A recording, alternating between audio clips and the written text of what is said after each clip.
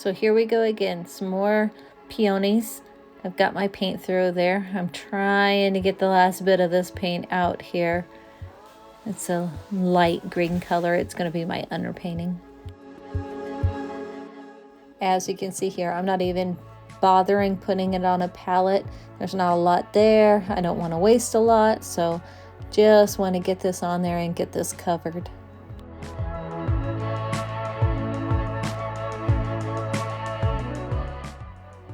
So I just realized I had the painter's tape on the edges. I got to get that off of there. I put that on there when I'm throwing paint. I don't want goopy sides. I got a piece of Neocolor One wax pastel there in my hand. I'm just trying to get some idea of the composition where I want these flowers. I need to be able to see which one is more forward and which one is farther back in the picture plane. Oh, you might notice I've got some Prussian blue there over the top of that green underpainting. Here I'm practicing a rosebud. I've never done, not really a rosebud, just a bud for the flower since these aren't roses. I've never done a bud, and I want to see if I can actually do that. I actually really like how it turned out.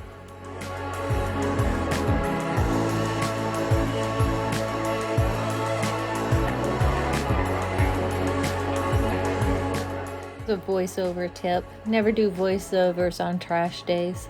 I excuse all of the noise you hear in the background.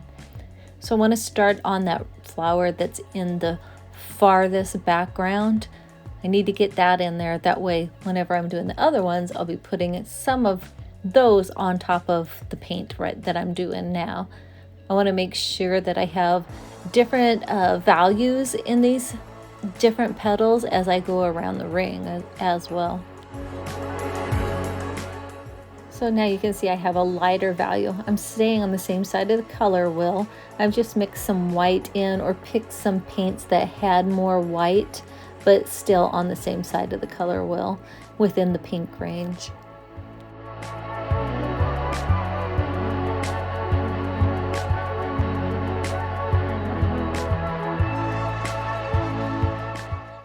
And here we go. Here's another value change. I picked a little bit different pink altogether here for this one.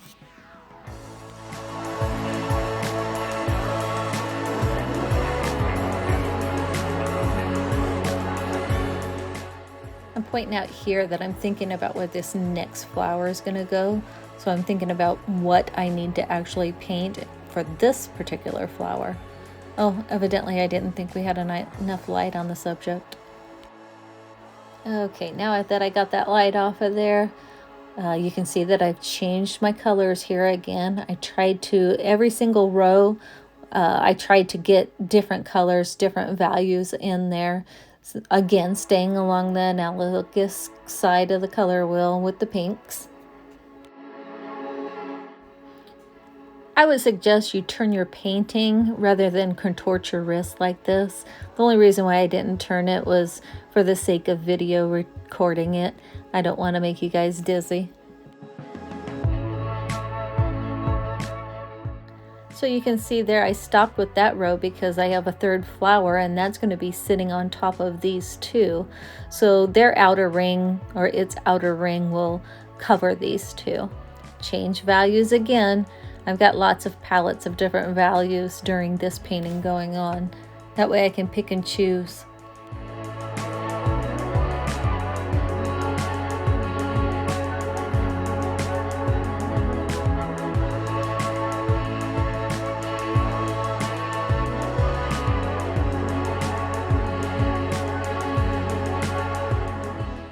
Here you go. Now you'll be able to see a couple of palettes that I'm choosing from for my different values. See, once again, I'm going through in my head trying to figure out where this third flower is and what's going to be covered up and what's not going to be covered up. So that way I can figure out where these last set of petals go.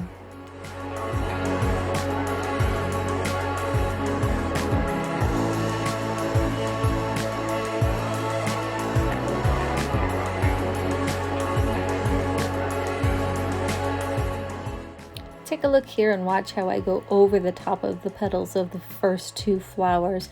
That way I make sure that this third flower looks like it's on top or more forward than these two flowers. Here again, I'm kind of stepping back and taking a look, trying to figure out where this petal's gonna go. You can see I ended up putting it where the last one that's really not on top of a flower goes, and then filling in from there to make sure that I got a nice circular pattern going. So we've skipped a little bit forward. We're going to be doing the centers. I've got some yellow paint here in a squirt bottle, and I want to make sure that this goes from where I'm dropping it a little bit up into the petals. And I do that on the outer ring, and then the inner ring is more of an up and down motion. This is so much like decorating a cake. It's so fun.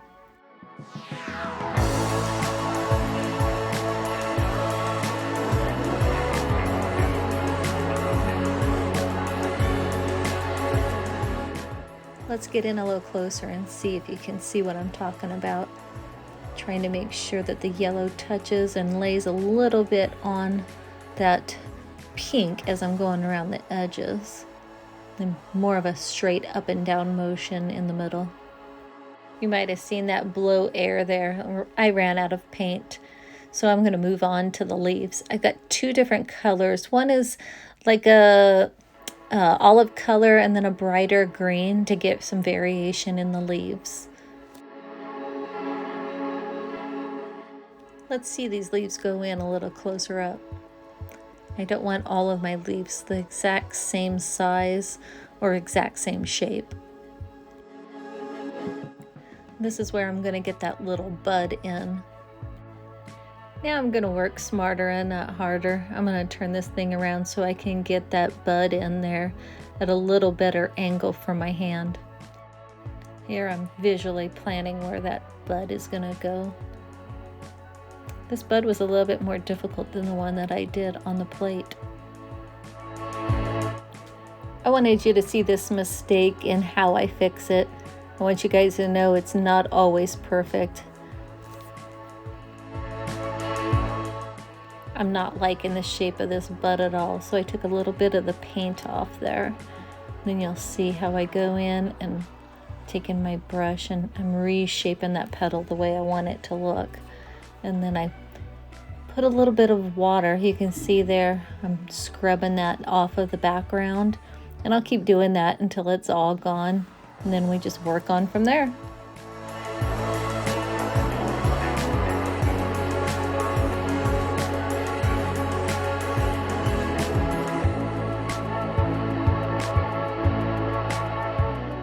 Now we're ready to go in with our greens.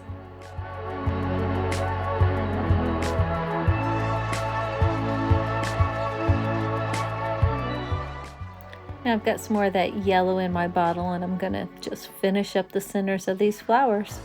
Everything's dry, and I've taken a gold paint pen and went around and did some highlights around the edges. I did say there were 3 in this series. This is the 3rd one. I just don't have any video of me painting it. If you'd like to see some more of these paintings, please subscribe, like, and share. If you're local, check out one of these galleries that I'm in.